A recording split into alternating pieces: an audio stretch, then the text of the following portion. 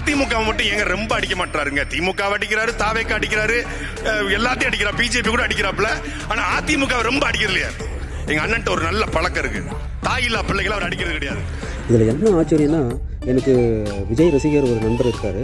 அவர் என்ன சொல்றாரோ அதை அப்படியே சாட்டை நாம் தமிழர் கட்சி பொதுக்குழு கூட்டத்தில் பேசுனது தான் ரொம்ப ஆச்சரியமா போச்சு. அதை நீங்களே கேளுங்களேன். சீமானுடைய பேச்சை கேட்டு உணர்வெழுச்சி அடைகிறோம், அறிவு பூர்வமாக சிந்திக்கிறோம். சரிதான், களத்தில் வேறு கொண்டு வேலை செய்யறோம். ஆனா வெறும் 8.2 விழுக்காடு தானே. இது அதிகாரத்தை அடையுமா? இது ஓட்டா கன்வெர்ட் ஆகும், சீட்டா கன்வெர்ட் ஆகுமா? இது ரூல் பண்ணுமா? இப்படி கேள்வி கேட்கறாங்க.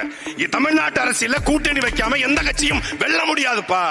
அதிமுக கூட போனா அப்படியே உங்க அண்ணன் ஒரு 40 சீட்டை வாங்கி அதுல 30 எம்எல்ஏ அடிச்சு, ஒரு துணை முதலமைச்சர் அடிச்சு, அப்படியே சட்டசபைக்குள்ள போய் உங்க குரலை கர்ச்சித்து அந்த தொகுதியை டெவலப் பண்ணி அந்த தொகுதி மக்கள் நல்லது செஞ்சு, அது போல 234 தொகுதிக்கும் செய்வோம்னு காட்டி அதிமுக எடப்பாடி போனதுக்கு அப்புறம் அந்த கட்சியை அபகரிச்சு அப்படியே முதலமைச்சர் ஆயிரலாம். இந்த நீ உமி கொண்டு வா, நான் அவள் கொண்டு வரேன், ஊதி ஊதி தும்புங்கிற கதையெல்லாம் நாங்க போய் கேள்விப்பட்டோம். இதை எவனாவது ஆடி காத்துல அவள் வைப்பான், அவன்கிட்ட போய் சொல்லு. எடப்பாடி பழனிசாமியை முதலமைச்சராக்கிறதுக்கோ, ஸ்டாலினை முதலமைச்சராக்கிறதுக்கோ, வேற யாரையும் முதலமைச்சராக நாங்க வரல. பிரபாகரன் அந்த தலைவன் கண்ட கனவை தமிழ் நிலத்தில் சாத்தியப்படுத்த வந்திருக்கிறோம்.